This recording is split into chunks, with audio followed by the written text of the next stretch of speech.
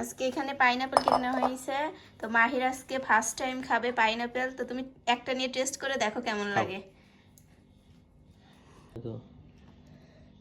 খাও, খেয়ে বলো কেমন কেমন। মজা। মজা? টক? টক না মিষ্টি? তো আমি একটা খেয়ে দেখি আসলেই মিষ্টি কিনা। অনেক মিষ্টি।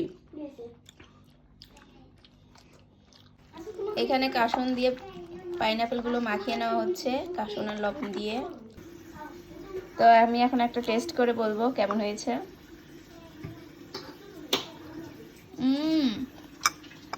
সিরিয়াসলি অনেক মজা। তুমি একটা দোকান দিলেই পারতে উল্টোস।